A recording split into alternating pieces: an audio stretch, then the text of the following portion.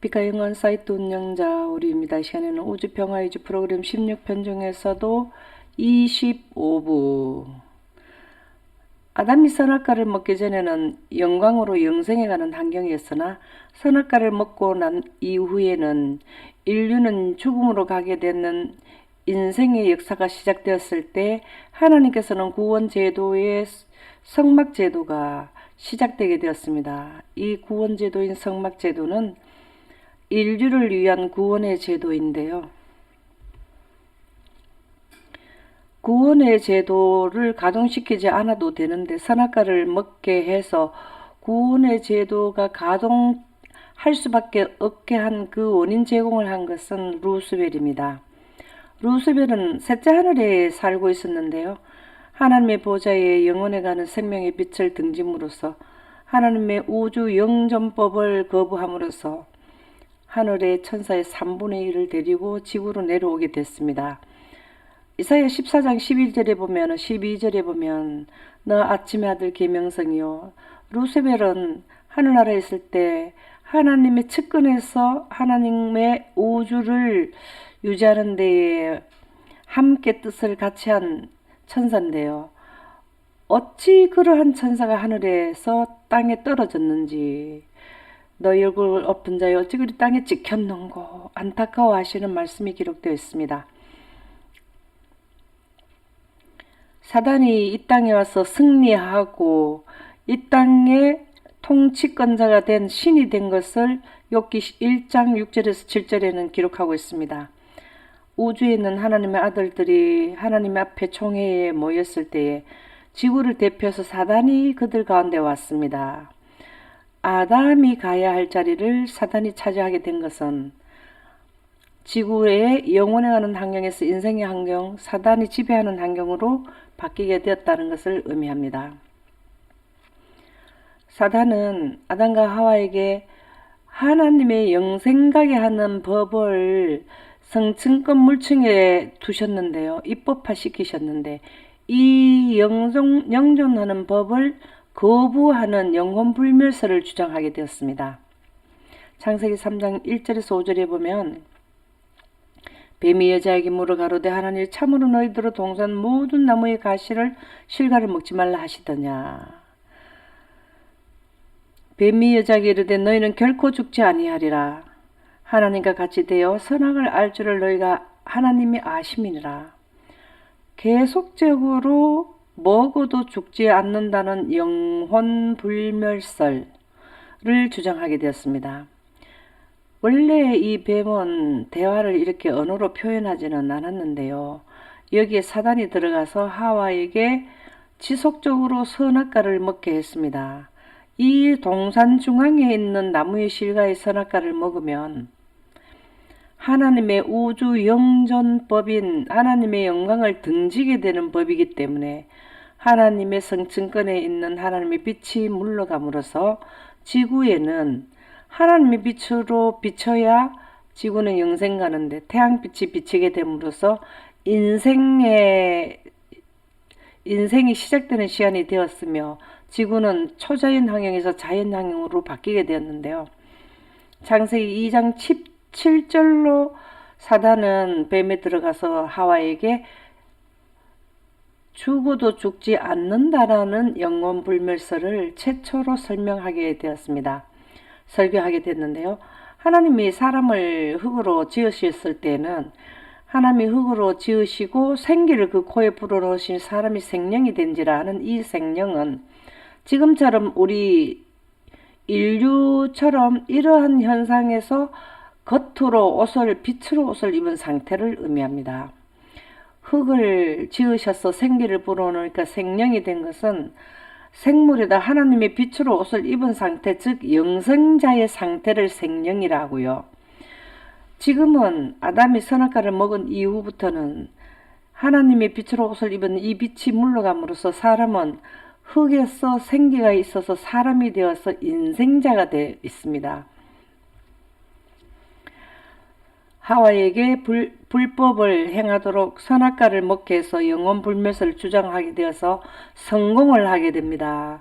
그랬을 때에 지구 지표면에 비쳤던 성층권에 있는 하나님의 물층에 있던 빛이 물러감으로써 영광이 차단되었습니다. 영광이 차단되었다라는 것은 영생을 상실하게 되는데요.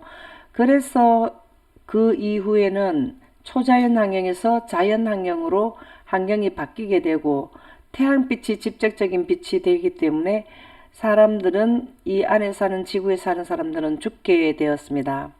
부자선지자 67쪽에 보면 선악과를 먹는 순간에 영광이 차단되는 순간에 통치권이 사단에게로 아담에게서 사단에게로 넘어가게 되었는데요. 창세기 1장 28절에 보면 에덴 동산에 만물을 통치하는 권한을 통치권을 아담에게 주었는 말씀이 나옵니다. 하나님이 그들에게 이르시되 생육하고 번성하여 땅에 충만하라 땅을 정복하라 바다의 물고기와 하늘의 새와 땅에 움직이는 모든 생물을 다스리라 하시니 통치권을 의미합니다.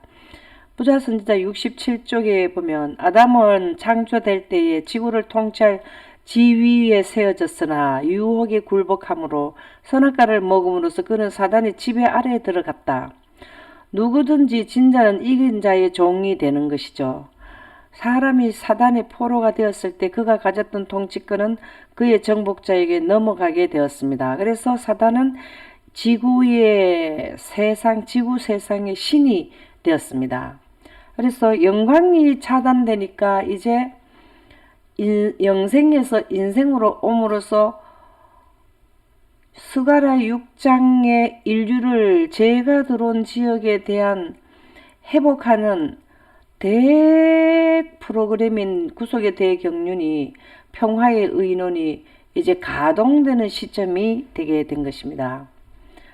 그래서 만세와 만대로 감치어오던 시대의 소망 22쪽에 보면 우주에서 악의 정보가 들어간 지역이 되게 되면 그 지역에는 구속의 경륜을 가동시키셔서 다시 영생으로 돌리게 하는 이러한 법을 우주 태초에 하나님의 보좌의 기초의 법으로 세우셨는데요. 아담이 타락한 후에 세워진 사후고환이 아니고 이 구속의 경륜은 아담이 죄를 짓고 난 뒤에 지구의 운명에 대한 그 다시 회복하는 계획은 영세전부터 우주 태초부터 설계되었고 법으로 고안되어서 하나님의 보좌의 하나의 기초의 법으로 원칙으로 쓰게 되었습니다. 그러다가 죄를 짓고 나서야 그 비밀이 계시가 되었는데요. 아담에게 첫 번째 통지를 하게 됐습니다. 하나님의 보좌의 기초가 된 원칙을 공개하게 되었는데요. 어떻게 공개했는 내용이 창세기 3장 15절에 나옵니다. 여자의 후손이라는 것은 하나님의 말씀을 전달하는 교회의 교인들을 의미하죠. 내 머리를 상하게 할 것이요 너는 그의 발꿈치를 상하게 할 것이라는 구속의 대경륜이 발표되었습니다. 아담과 하와와 그 다음에 사단에게 같이 구속의 대경륜이 발표되었는데요. 아담에게는 뱀을 이기게 예수님께서 사단을 물리칠 수 있는 십자가에서 이기시는 것을 말씀하시면서 6,000년과 아담이 선악과를 먹는 시점으로부터 6,000년과 한경은 7,000년에 거쳐서 다시 회복하겠다라는 구속의 대경륜을 공개하신 것입니다. 그리고 사단은 6,000년이 끝나면 다시는 인류를 미혹할 수 없는 시점이 된다는 것을 선포하셨습니다. 그 의논이 스가랴 6장 13절에 우주 태초의 아버지 하나님과 아들 하나님이 이러한 죄를 짓는 지역에 회복하는 평화의 의논 구속의 대경륜을 세우셨던 것입니다. 그렇게 세우신 것이 아담이 죄를 지음으로써 발표하게 되고 그 구속의 구원의 제도가 가동하게 되는 시점이 창세기 3장 15절을 발표할 때에 시작되는 것이죠. 하나님의 영광을 영생하는 하나님의 생명의 원칙을 거부한 셋째 천사 루스벨과 그의 천사들은 하늘에서 쫓겨났는데, 지구 전체에 비치던 빛을 거부하는 성층권의 물층에 있는 빛을 거부한다는 의미가 있는 선악과를 먹음으로써 지구 전체에 이제는 하나님의 영광은 물러가고 태양빛만 비치고 에덴만 하나님의 빛이 비치게 되었습니다. 그래서 하나님의 빛을 거부한 아담과 하와는 에덴에서 나와야 됩니다. 출 에덴을 해야 된다는 내용이 창세기 3장 24절에 나오는데요. 하나님이 그 사람을 쫓아내시고 에덴에서 쫓아내시고 에덴 동산 동편에 그룹들과 두루 도는 하얀 검을 두어 생명나무의 길을 지키게 하시니라. 여기에 천사를 두셔서 지키게 했습니다. 실물교훈 18쪽에 보면 왜 그들은 쫓겨나게 되었나 하면, 그들은 하나님의 빛으로 옷을 입었는 것이 상실되어서 하나님의 빛이 비치는 적에 살 수가 없게 되었습니다. 그 거룩한 부부가 죄를 짓기 전에 빛으로 옷을 입었던 아담과 하와가 지극히 높으신 하나님의 율법을 범하게 되자, 하나님의 율법은, 우주적으로 율법은 성층권에 있는 하나님의 영광을 의미합니다. 이 영광은 우주 동식물들에게서 생명법이 되겠습니다. 영원히 존재하게 할 수 있는 법이 하나님의 영광인데요. 그분의 얼굴에서 비쳐나던 강체가 하나님께서 빛을 생성하신다는 의미인데요. 천연계에서 사라지고 말았다. 지구의 주인인 아담이 영생하는 빛을 거절했기 때문에 그들의 의사에 의해서 하나님께서는 천연계에 비치던 성층권에 있는 빛을 물러가게 하셨습니다. 그래서 천연계 사라지게 되었고, 오늘날 지구는 죄로 말미암아 손상되고 더러워졌다. 태양빛에 의존해서 살아가는 지구가 된 것입니다. 아담과 하와가 선악과를 먹어서 하나님의 영광이 물러가고 난 뒤부터는 죽음으로 도래한 인생의 시간을 살게 되었기 때문에 이제 인류를 구원하는 제사제도, 인류를 위한 구원의 제도가 가동되게 되는데요. 그 가동되는 것은 예수님이 십자가에 못 박히심으로써 우리 인류는 다시 살 수 있다라는 것이 가죽옷을 지어 입힘으로써 시작이 되는 것인데요. 창세기 3장 6절에서 7절에 보면 아담과 하와가 선악과를 먹고 난 뒤에 그들이 눈이 밝아져서 자기들이 빛으로 옷을 입었던 몸이 이제 빛이 사라지고 나니까 그들은 옷을 무화과나무 잎을 엮어서 치마로 삼았다 그랬습니다. 그러나 빛으로 옷을 입었을 때는 따뜻했는데 그들은 한기를 느끼게 되었고 이제 옷을 또 입혀줘야 되는데 하나님께서 창세기 3장 21절에 보면 여호와 하나님이 아담과 그의 아내를 위하여 가죽 옷을 지어 입히시니라. 이제 양을 잡아 제사 제도하는 기원이 양을 잡아서 아담과 하와에게 가죽 옷을 만드는 그 시점이 양잡아 제사 지내는 제도의 기원이 되는 것입니다. 그 양을 잡는다는 것은 아담과 하와는 빛의 옷을 상실했기 때문에 이제는 죽음으로 가게 되는 그들의 그 인생이 되는 관점에서 예수님께서는 예수님이 희생되시면서 어린 양으로서, 어린 양은 예수님의, 어린 양의 원본은 예수님이시죠. 예수님이 인류의 잘못된 것을 다 책임지시고 돌아가심으로써 다시 지구의 차단된 영광을 개통시킨다는 의미가 바로 어린 양으로 제사를 지내는 제도인데요. 아담과 하와는 죄를 짓고 난 뒤에 이제 죽음으로 갔기 때문에 너무나 큰 상실을 하고 이것이 이제 죽는 순간에 들어선 것이구나 생각하고 있을 때에 우주 태초에 예수님과 아버지 하나님과 아들 하나님께서 세워진 인류를 위한 구속의 구원의 제도를 선포하셨습니다. 그 선포하고 나서 창세기 21장에 옷을 이렇게 지어 입히신 것은 이러한 방식으로 제사 제도에 임하라는 것을 모본으로 보여주셨습니다.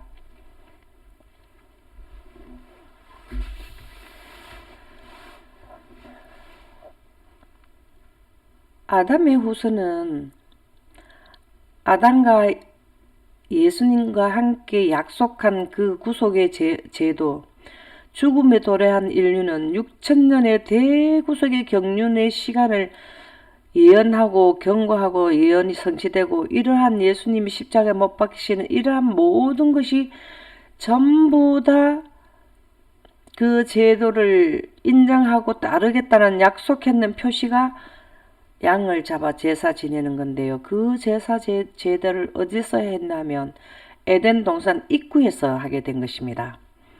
재림신도의 가정 539쪽에 보면 타락한 인류는 선악과를 먹고 난 뒤에 범죄한 인류는 감시하는 천사들이 가로막아서 들어갈 수 없는 죄 없는 본향을 오랫동안 볼 수 있도록 허용되었다.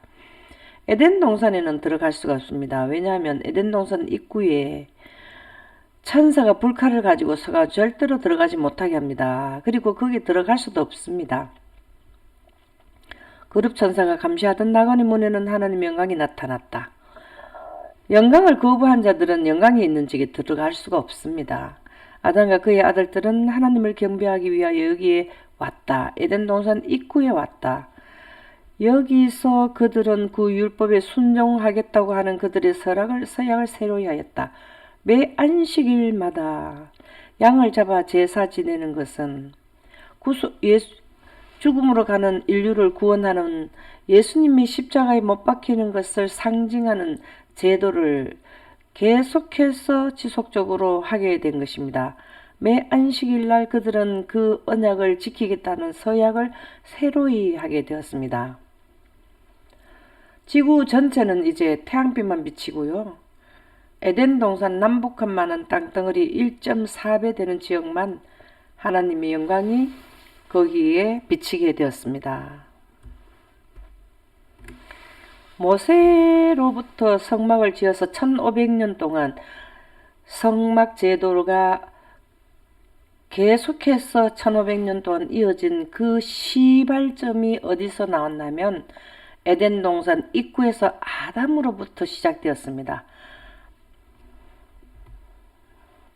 거기에서 하나님의 영광이 있는 지역에서 예배를 드리게 되었고요. 성막에도 하나님의 불기둥 영광이 있게 되는 것이죠. 그래서 성막의 시작점을 원시성소라는데, 원시성소는 에덴에서부터 시작됐습니다. 그런데 1600여 년 동안 에덴 동산 입구에서 제사를 지냈는 이 에덴의 입구에서 제사를 지냈는데, 에덴을 하나님께서는 셋째 하늘로 철수시키셨습니다. 이렇게 철수될 때에 지구는 조각이 5대양 6대주로 갈라지게 되고, 또 지각판들이 산산이 조각이 나게 되었는데요. 이렇게 해서 인류는 원래는 오랫동안 갈 수 있는 지구였으나 환경이 급격히 악화되고 장애를 입음으로써 6천년이라는 인류의 역사와 지구 환경은 7천년에 거쳐서 다시 영원의 환경으로 회복시키는 시간이 이렇게 딱 잘라지게 된 것이 에덴의 철수 때 발생된 것입니다. 에덴이 철수되기 전에는 하나님의 영광을 놓고 구속의 대경륜, 영광은 구름에 하나님이 비치기 때문에 생명의 빛과 생명수를 놓고 영생하는 원리를 에덴 동산 안에는 1600년 동안 거기에 있는 꽃과 나무들은 시들거나 상하지를 않았지만, 에덴 동산을 벗어난 지역의 지구는 낙엽이 지고 사람이 죽는 이러한 현상을 거기에서 학습을 하는 학교였습니다. 그러한 학교가 철수됨으로써 거기에 있던 하나님의 영광, 영생에 관한 원칙을 설명하는 학교가 이제 없어지게 된 것이죠. 하나님의 놀라운 은혜 360쪽에 보면 제약의 조수가 온 세상을 휩쓸었고, 홍수가 나기 전에는 제약이 가능한 지구였는데요. 사람들의 악행이 홍수로 말미암아 그들의 멸망을 결정지었을 때 무엇으로 멸망을 결정짓냐면 에덴을 창설하신 손이 그것을 지상에서 철수시킴으로써 성층권의 물층이 지구 지표면으로 쏟아지게 된 것입니다. 지구 성층권의 물층의 물은 영원토록 존재하게 되어 있도록 창조되었는데요. 어떤 충격요법을 쓰지 않으면 물은 지구 지표면으로 쏟아지지 않는 체제로 유지되었는데요. 충격요법을 쓴 것이 남북한 땅의 1.4배 되는 지역을 떠서 나갈 때에 성층권에 있던 물층이 쏟아지게 된 것입니다. 왜 거기에 보냈냐면 히브리서 11장 16절에 그 에덴 동산 터 위에다가 새 예루살렘을 건설하시기 위해서 철수시키셨습니다.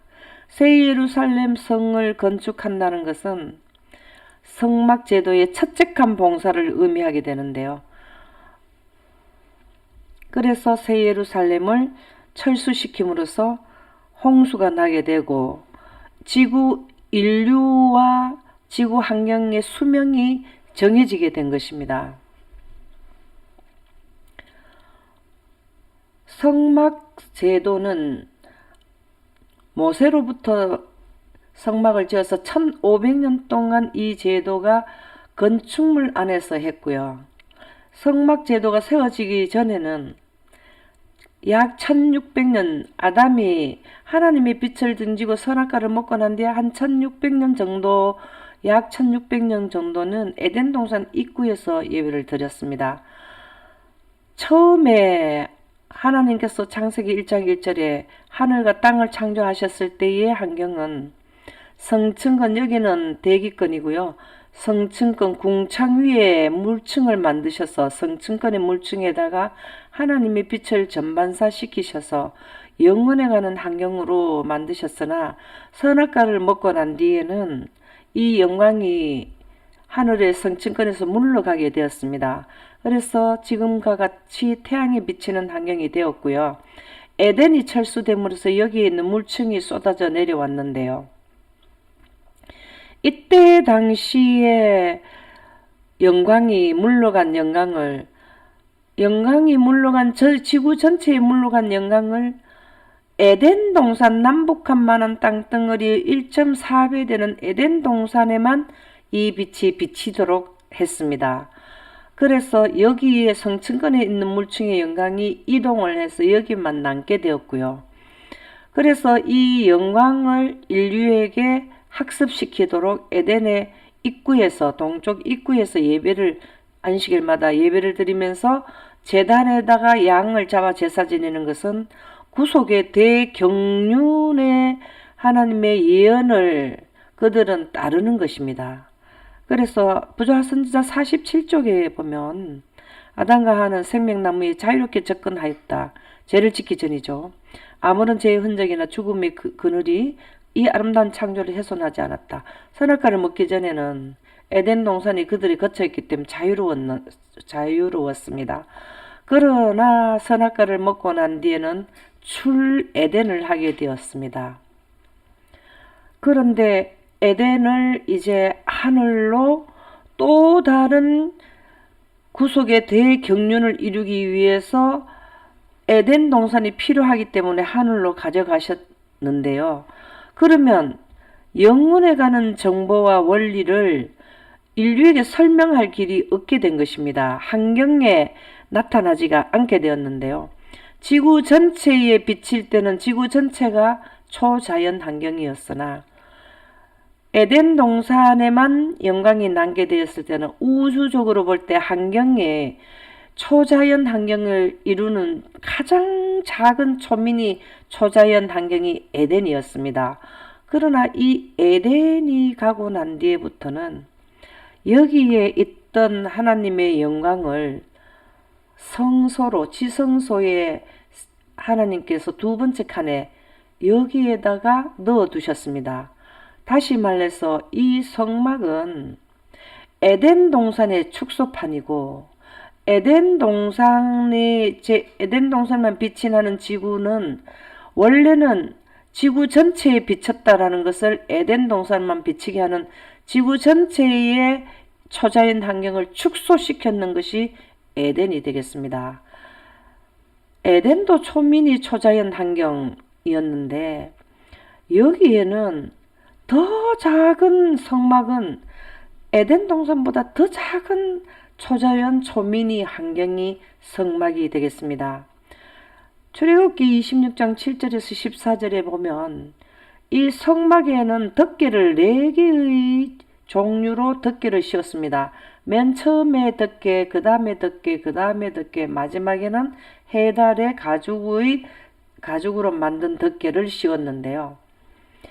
이것은 바로 원래의 지구의 이 성막은 사실은 초자연 지구 환경을 축소했는 것이기 때문에, 그리고 에덴 동산을 축소시켜 놓은 것이기 때문에 지구의 위에 지붕이 대륙권, 성층권, 중간권 10건이 있는 것을 이렇게 성막에다가 축소판으로 성막을 4개의 덮개로 덮게 되었습니다. 그래서 이 성막 안에는 칸에 조금도 틈이 없었기 때문에 태양빛이 비치지 않는 하나님의 영광의 빛만 활동할 수 있도록 온 우주에서는 가장 작은 초미니 초자연 환경을 만드셔서 여기에 행사되는 모든 기구와 그 행사되는 모든 행사들이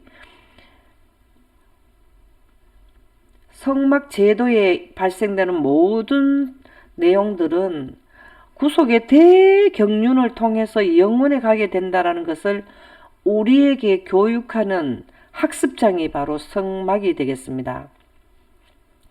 지구 성층권에 있는 물층이 사라짐으로 선악과 먹음으로써 에덴 동산에만 약 1600년 동안 비쳐서 그때 당시에 인류에게 교육의 학습장이 되었는데, 에덴이 철수됨으로써 에덴을 남북한 많은 땅덩어리의 축소판을 또 만든 것이 성막입니다.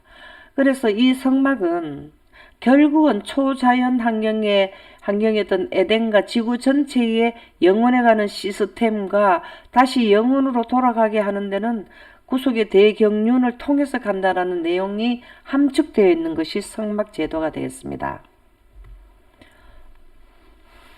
그리하여 에덴은 지금 셋째 하늘에 올라가게 되었는데요. 철수되어 있는데 왜 셋째 하늘에 갔나 하면, 성막은 뜰이 있고 성소가 있고 지성소가 있고 이렇게 분류가 되어 있습니다. 에덴 동산은 하나님의 영광이 있는 지역인데요. 그러나 죄를 지은 후에 땅에도 있었다는, 죄 지은 땅에 하나님의 빛이 있는 지역이 에덴이 선악과 먹은 후에 약 1600년 동안 있었는데요. 이것이 바로 첫째 칸이 됩니다. 첫째 칸이라는 것은 성소를 의미하는데요. 이 성소는 원본으로 보면은 지금 하늘에 철수되어 있어서 셋째 하늘에서 새 예루살렘을 건축하는 땅이 바로 첫째 칸, 예수님이 승천하고 첫째 칸 봉사가 되는데 에덴 동산 위에 예루살렘을 건축하는 것입니다. 이러한 성막을 실질적으로 원령에 하나님께서 첫째 칸을 지으시는 것입니다. 그러면 뜰은 무엇이냐 하면 에덴 동산 입구에서 태양빛만 비치는 지역이죠. 여기는 태양빛만 비치는 지역이고, 에덴 동산 입구에서는 에덴 동산에서 나오는 빛이 여기에 어느 정도는 비치게 되는 지역인데, 여기서 제단을 쌓는데 이 제단이 바로 바깥뜰에 있는 제단이 되겠습니다. 그래서 뜰은 바로 지구 땅을 의미하고요. 첫째 칸은 지구 땅이지만 하나님의 영광이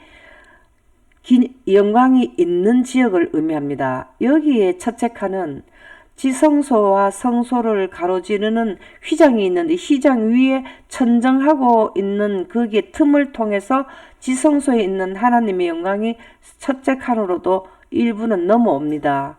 그래서 이 첫째 칸은 지구의 땅이지만 하나님의 영광이 있는 지역이고요.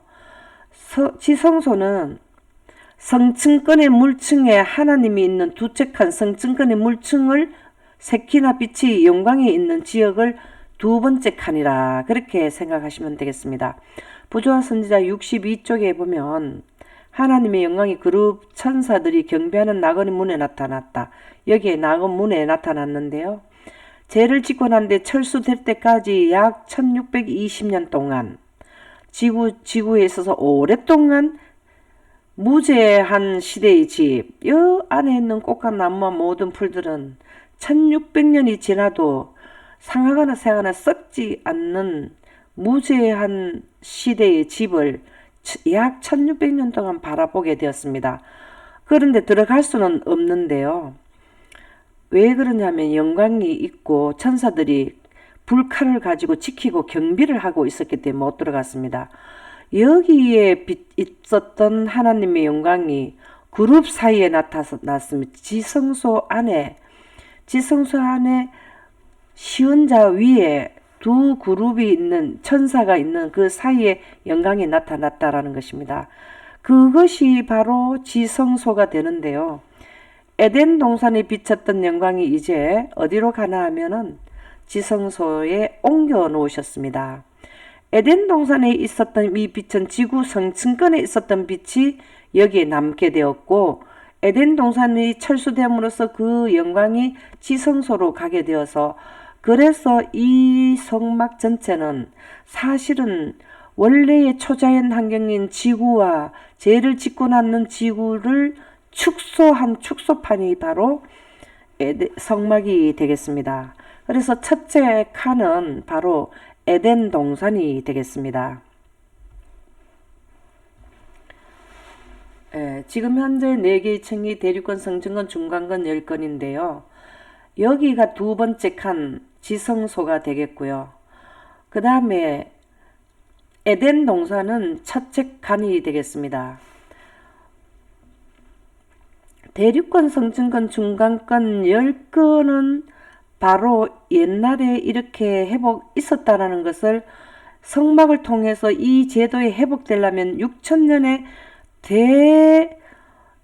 구속의 대경륜을 통해서 다시 성층권의 물층의 빛을 에덴의 철수로 셋째 하늘 두 번째 칸에 완성을 한 이후에 다시 지구로 내려왔을 때에 새하늘과 새 땅을 이루신다라는 것이 바로 성막 제도에서 우리에게 6천년의 구속의 대경륜을 교훈해 주는 말씀이 되겠습니다. 그래서 아벨의 제사는 인류 구원 제도의 모본이 되는데요. 아벨은 에덴 동산 입구에서 제사를 지냈습니다.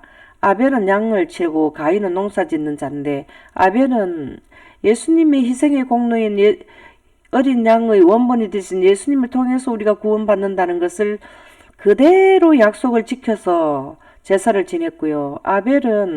가인은 자기가 농사 지은 것을 가지고 제물을 삼아 여호와께 드렸는데 가인은 그 제물을 연락받지 못하였습니다. 제단에서 제사를 지낼 때 하늘에서 하나님의 영광이 내려서 제물을 살렸는데요. 아벨의 제물은 간업함을 받았습니다.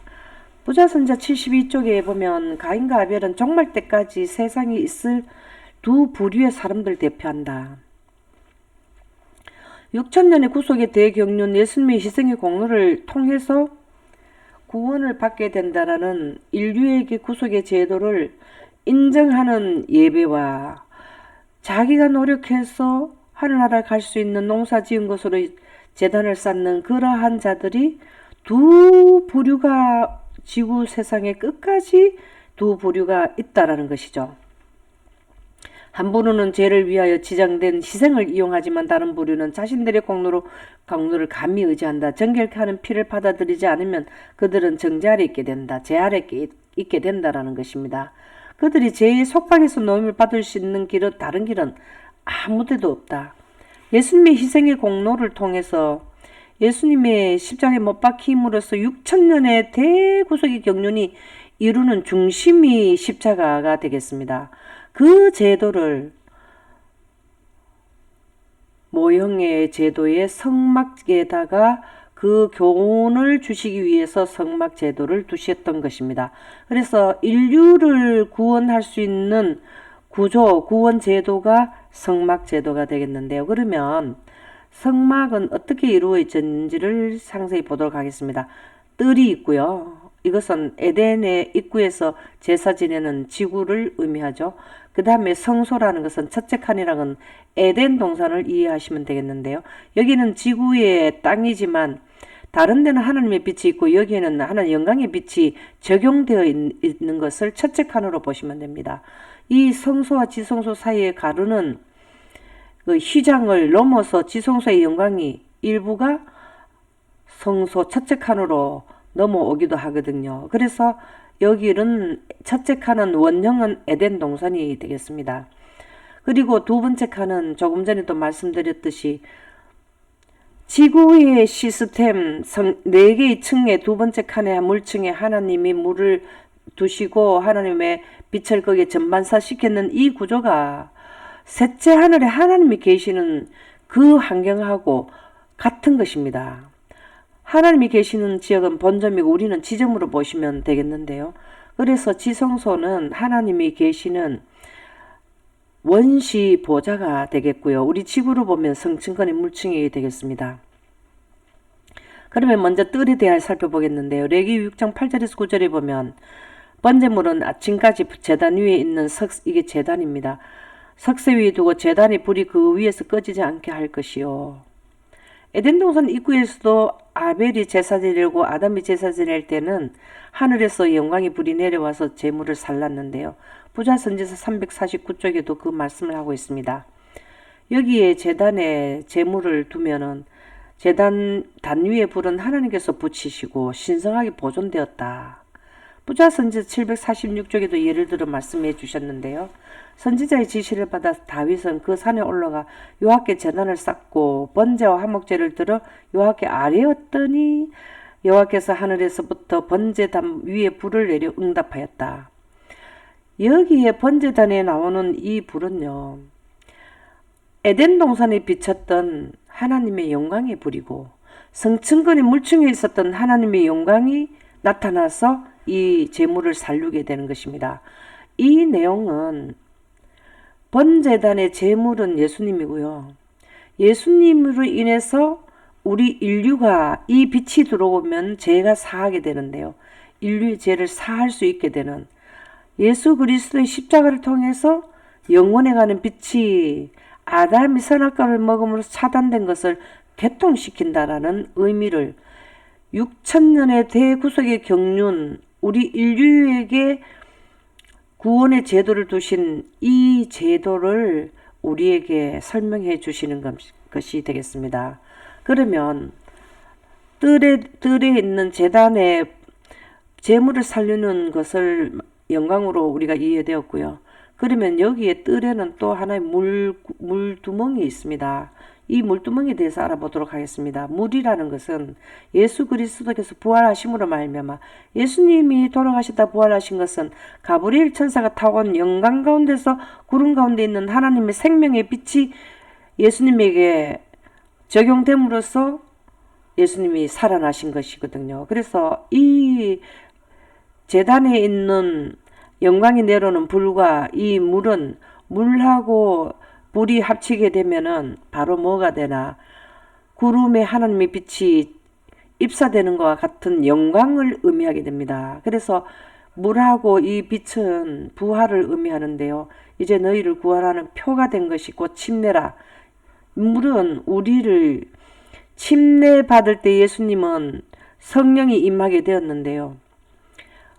일반적으로 사람들은 물속에 잠기는 것은 다 죽음을 의미하고 죽음에서 부활하는 것은 영광 가운데서 영생자가 된다라는 것을 침례받을 때 성령이 비둘기같이 임할 때에 영생하는 원리인 영광이 임했던 것입니다. 그래서 이 물과 제단에 있는 내렸는 그 하나님께 하늘에서 내려온 불은 바로 영광을 의미하는데, 우리가 어떻게 구원을 받을 수 있는가를 원리를 적용해 두셨습니다. 부자선지서 348쪽에 보면 여호와께 번제를 드리기 위해 제단에 나아갈 때는 언제나 이 대야 예, 그들의 손발을 씻게 되었다. 깨끗하게 하는 것은 죄를 속하게 되는 부활, 침례를 구원의 표, 이런 교훈을 주신 것이 물두멍이 되겠습니다.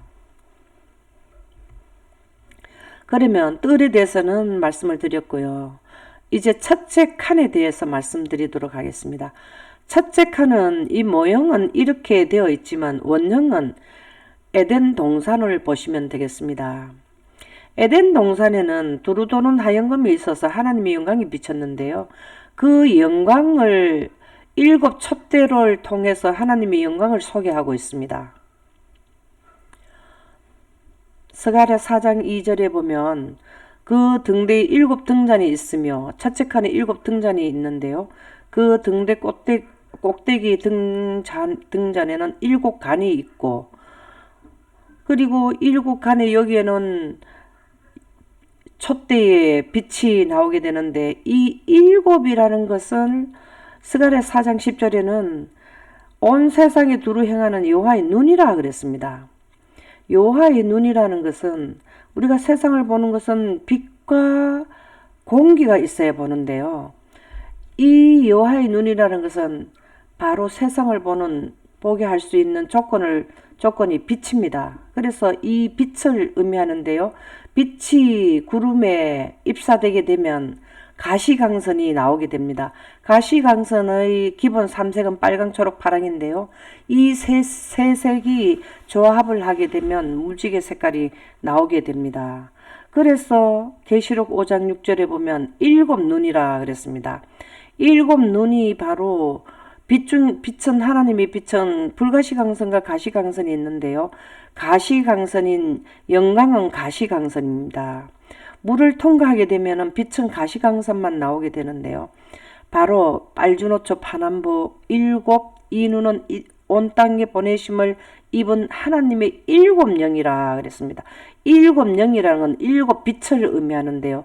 7 빛은 바로 영광을 의미합니다. 계시록 4장 5절에 보면 7 등불 켠 것이 있으니 7 등불을 켰는데요.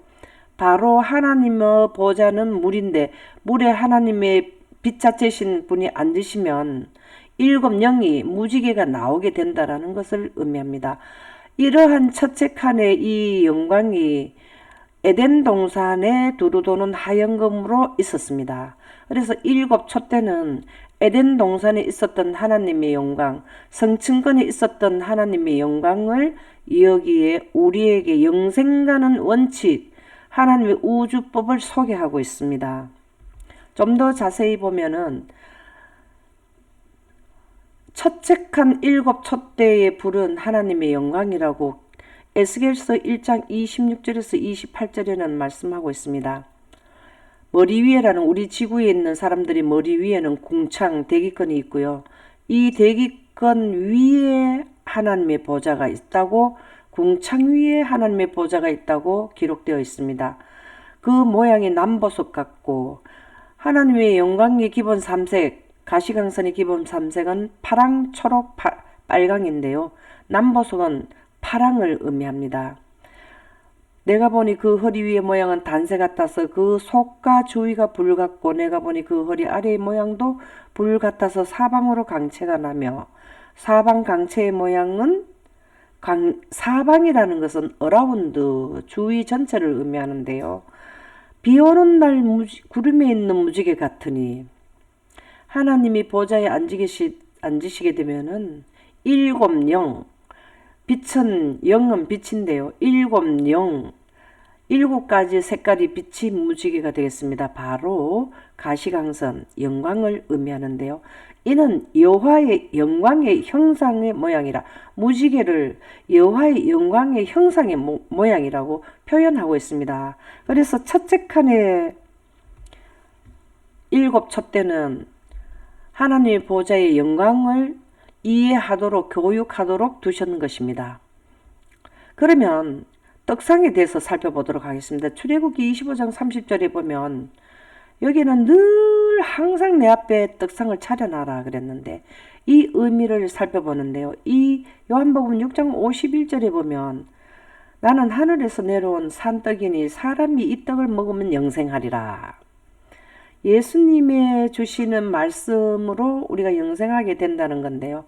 부자선지자 354쪽에는 더 상세하게 설명을 해 두셨습니다. 여기에 진설해나는 떡의 교훈은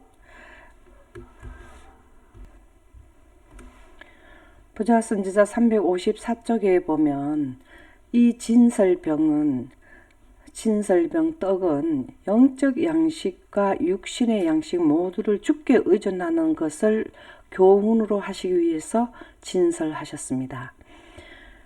영생에 사는 자들은 생명의 빛과 생명의 물과 공기, 영양, 인생은 공기와 태양빛과 물과 영양, 이렇게 다 영생자들이나 인생자들은 생존하는 생명의 기본 요소가 있습니다.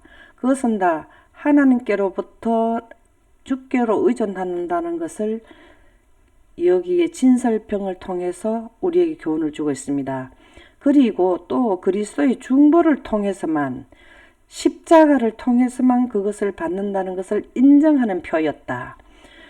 지금은 우리가 영적 양식을 못 먹고 영적으로 하늘나라에 있는 생명과일을 먹는 입장이 아니지만 이 땅에서 영양을 먹는 것은 예수 그리스도의 6천년의 구속에 대해 인류의 제도에 의해서 하늘나라의 에덴 동산에 있는 생명과일을 먹게 된다는 것입니다. 그래서 그것을 인정하는 표였다 그랬죠. 그래서 만나와 진설병은 40년 동안 이스라엘 백성에게 내렸던 만나와 진설병 둘 다 우리를 위하여 하나님 앞에 항상 계시는 산떡인 곧 그리스도를 나타낸다. 예수님을 통해서만 이 땅에서 만나를 먹었는 이스라엘 백성들처럼 우리 인류는 예수님의 희생의 공로를 통해서만 하늘나라의 생명과 에덴 동산에 있는 진설병, 에덴 동산에 있는 진설병이 바로 생명과일과 모든 과일이 되겠습니다. 금항단과 영광에 대한 교훈을 살펴보도록 하겠습니다. 첫째 칸과 둘째 칸을 가로지르는 휘장 바로 앞에 첫째 칸에는 금향단이 있는데요. 이 향단은 여기에서 향을 피우면은 첫째 칸과 둘째 칸을 사이에 조금의 간격이 있는 여기로 넘어가게 되어서 여기에는 하나님이 계시는 지역에 이스라엘 백성들이 기도가 넘어가서 하나님께 상달된다라는 것을 의미하는데요. 부자선지자 356쪽에 보면 금향료를 가지고 많은 향을 받았으니 이는 모든 성도들이 기도와 합하여 보좌 금단에 드리고자 함이라. 금단은 인류의 소원을 드리는 기도가 하나님께 연결된다는 것됨을 알리는 기구이다.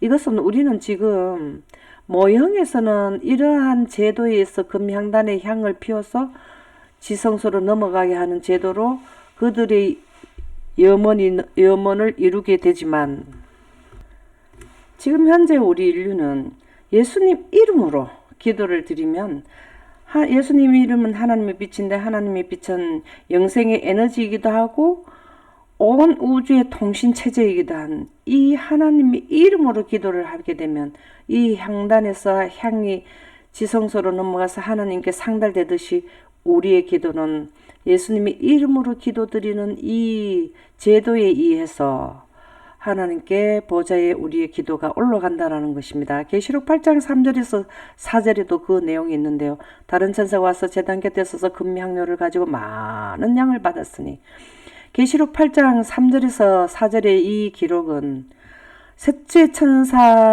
천사를 알리는 나팔을 불기 직전에 늦은빛 성령을 받는 성도들의 기도를 의미하는데요. 이는 모든 성도의 기도들과 합하여 보좌 금단에 드리고자 함이라.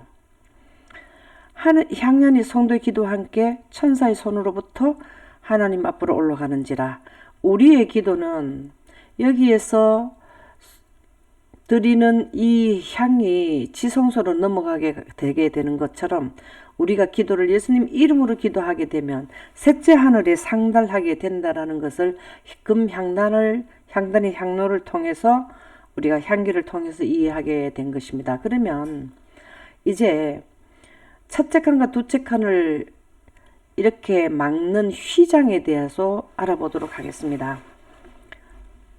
예수님께서는 이 전체 성막 제도는 성전이라 하는데요. 이 성전의 원형이 예수님입니다. 그래서 그 예수님께서 기획해서 두신 구속의 대경륜이 여기에 적용되어 있는데요. 그래서 예수님은 성전보다 더 크다 그렇게 얘기하고 있습니다. 첫째 칸과 두째 칸에 휘장이 있기 때문에 두 번째 칸에 있는 하나님의 영광이 성층권에 있었던 하나님의 빛이 두루 도는 하영금이 에덴 동산을 둘렀던 그 영광이 이 두 번째 칸에 있습니다. 그러면 이 휘장 때문에 이 빛이 첫째 칸으로 들어올 수가 없게 되어 있는데요. 바로 이 휘장은 아담과 하와가 선악과를 먹음으로써 하나님의 영광이 성층권에 있던 영광이 물러간 것을 의미하는데요. 그러나 예수님의 십자가를 통해서 개통된다는 것을 누가복음 23장 44절에서 45절에 기록하고 있습니다. 예수님이 십자가에 못 박히시는 광경을 기록해 두셨는데요. 제9시까지 계속하여 성소의 휘장이 한가운데가 찢어졌더라. 예수님이 운명하실 때를 기록해 두셨는데 이 휘장은 예수님의 몸으로 이해하시면 되겠습니다. 예수님이 십자가에 못 박혀 돌아가셨을 때에 운명하셨을 때 이 휘장이 찢어져서 여기에 두 번째 칸에 있는 세키나 하나님의 빛이 첫째 칸으로 통과가 되게 되어버렸습니다. 개통이 되게 됐는데요. 이 내용은 아담과 하와가 선악과를 먹어서 성층권에 있던 빛이 물러가게 되었는데 다시 예수님께서 희생의 공로를 통해서 개통시켜 주신다는 내용이 되겠습니다. 그래서 이 성막 제도는 우리 인류를 어떻게 해서 구원의 제도를 가동하셔서 영원에 가게 하는 그 구원의 제도가 기념되어 있는 그 제도를 실천에 옮기는 것이 성막 제도가 되겠습니다. 그런데 이 휘장에는 금실과 은실로 천사를 이렇게 수를 놓아서 했는데요. 이것들은 천장을 이룬 내부 덮개와 마찬가지로 청색, 자색, 홍색 등 가장 화려한 색깔로 만들어졌는데 여기에는 태양빛이 비치지 않는 하나님의 영광이 있는 지역으로 나타나는 지역이기 때문에 하나님의 영광의 기본 3색이 빨강, 초록, 파랑인데요. 청색, 홍색은 3원색 중에 두 색이 되고 자색은 그 색깔이 서로 조합을 이루었을 때 나타나는 색인데요. 아름답게 배합되어 있었다. 그리고 하늘 성소의 사업과 관련이 있는 천사의 무리와 지상에 있는 하나님의 백성을 섬기는 영들의 천사들의 무리를 대표하는 그룹이 금실과 은실로 짜여져 있다. 첫째 칸과 두째 칸을 이렇게 나뉘게 하는 이 휘장에 있는 천사들은 우리 인류를 위해서 봉사하는 천사들을 대표하는 것으로 여기에 수를 놓았다라는 것입니다. 하늘 성소의 사업과 관련이 있는 천사의 무리. 하늘 성소라는 것은 첫째 칸이 에덴 동산, 하늘에 철수된 에덴 동산이 원령에서는 첫째 칸인데요.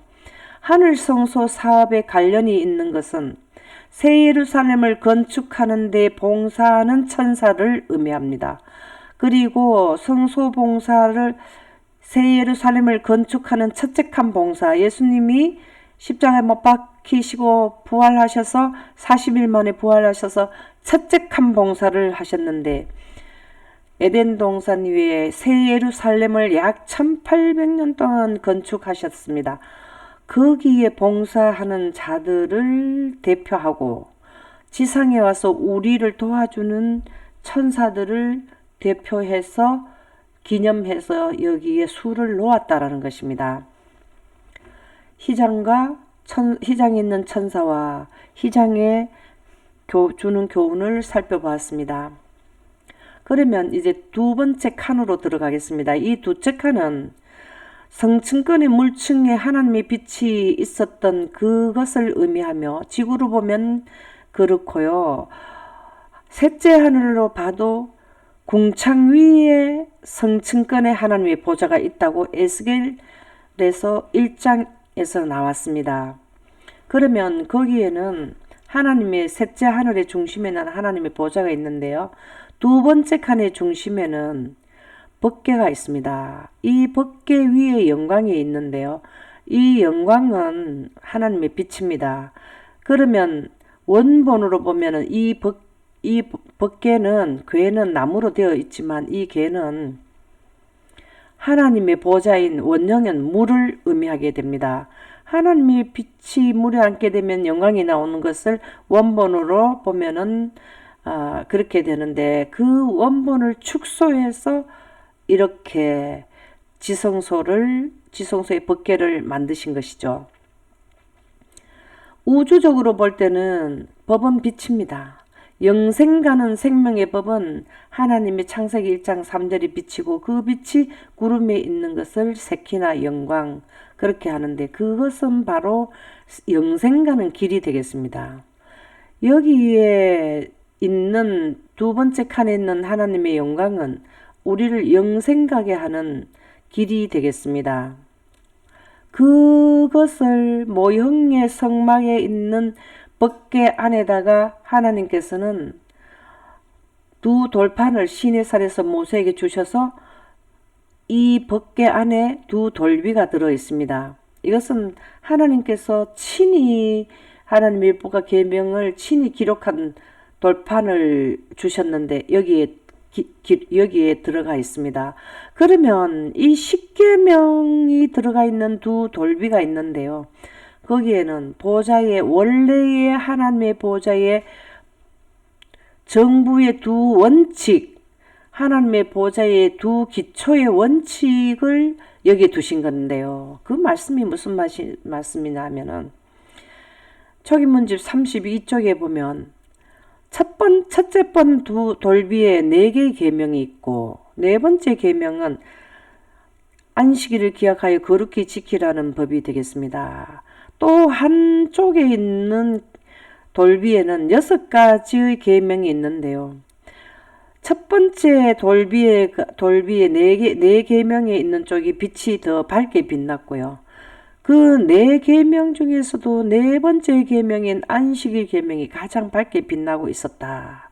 왜 그러냐 하면, 안식일은 하나님의 거룩한 이름을 기념하기 위하여 구별되었기 때문이었다. 거룩한 이름은 하나님의 품성인 하나님의 영광인데요.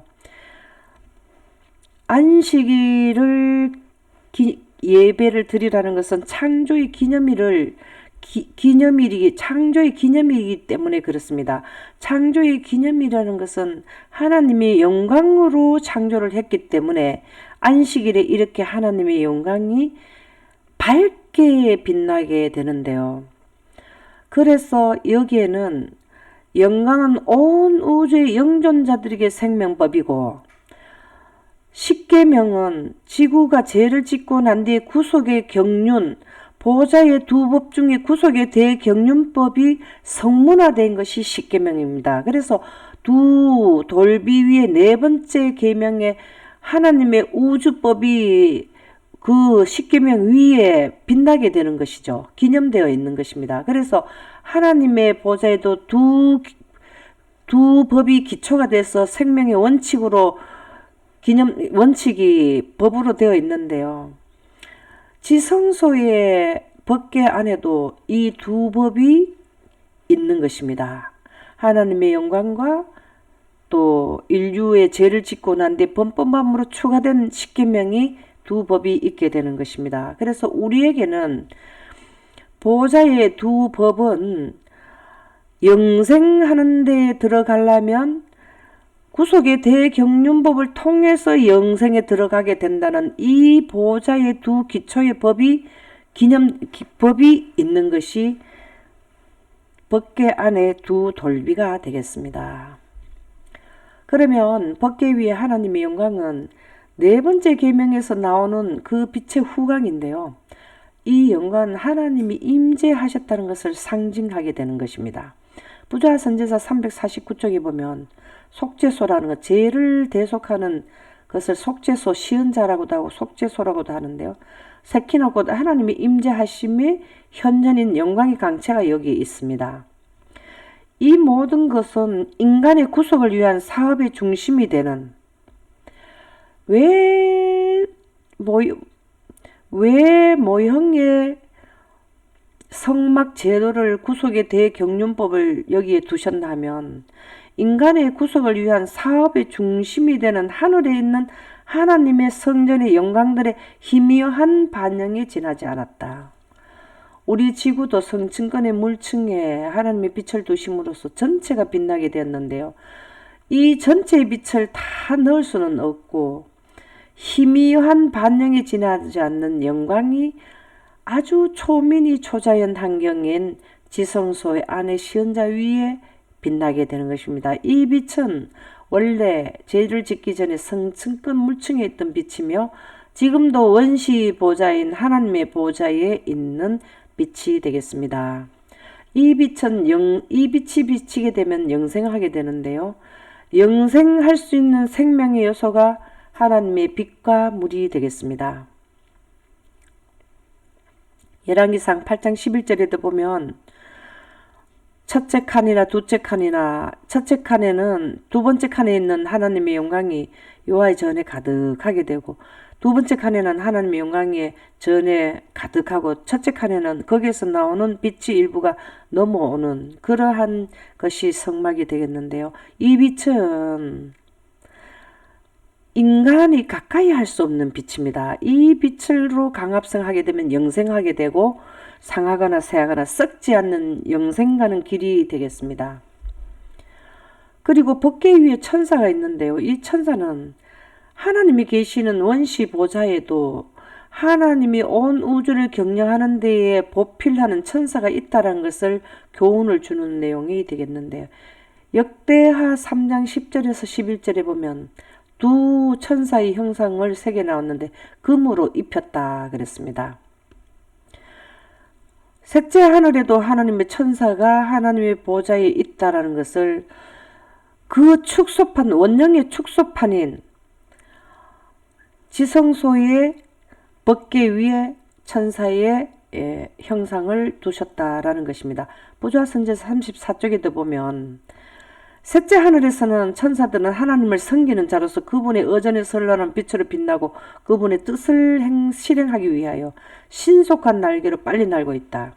그분의 뜻이라는 것은 지구를 영원에 돌리게 하는, 영생으로 돌리게 하는 것이 그분의 구속의 대경륜이 뜻인데요. 그 일을 협조하는 분들이 하나님의 보좌에도 있다라는 것입니다.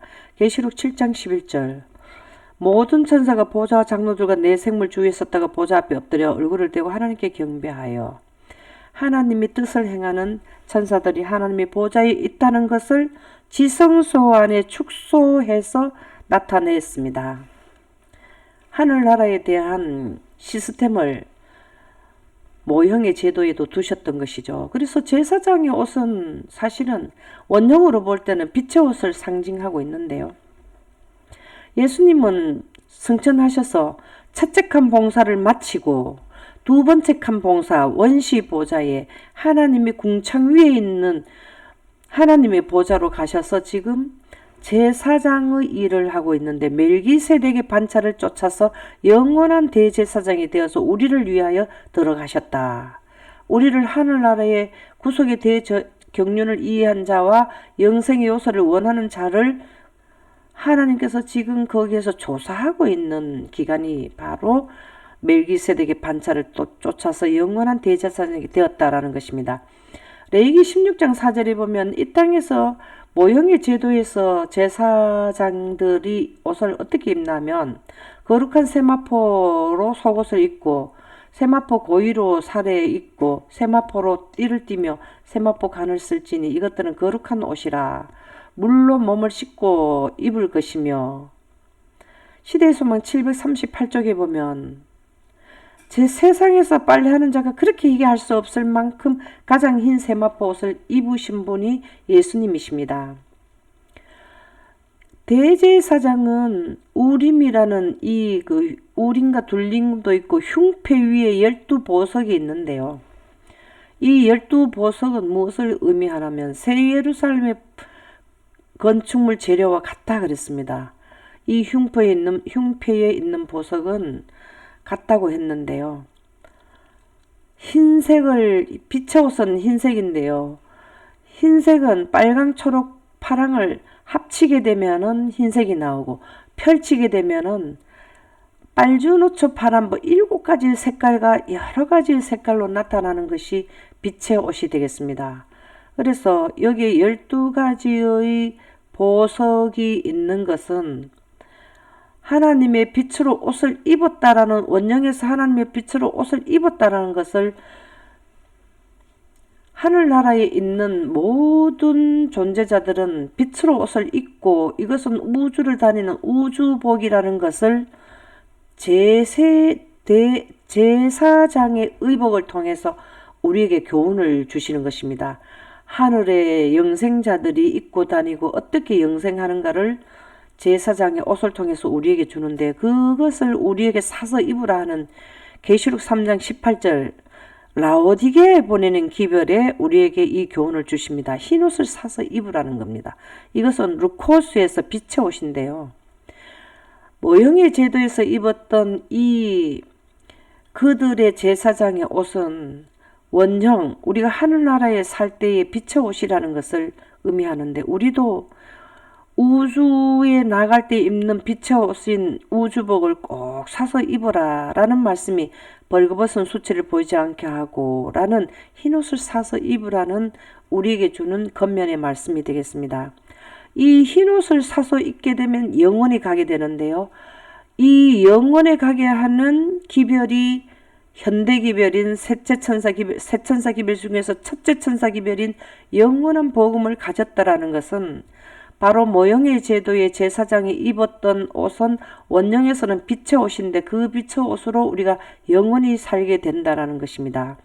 우리가 영원히 살게 되는 것은 구속의 경륜의 6천년의 인류의 역사를 거쳐서 예수님의 희생의 공로를 통해서 하늘나라에 가게 된다, 빛의 옷을 입게 된다라는 것을 우리에게 교훈을 주는 학교가 바로 모형의 제사 제도가 되는 것입니다. 그래서 모형의 성막은 구속의 우리 인류를 위한 구원의 제도가 입력되어 있는 축소판이 바로 모형의 제도인 성막이 되겠습니다. 지금까지는 원형과 모형을 비교 분석함으로써 영생에 가게 되는 구속의 대경륜을 이해하면서 영원에 가게 되는 생명의 여신 영광을 구하라는 내용을 모형의 제도를 통해서 말씀을 드렸습니다.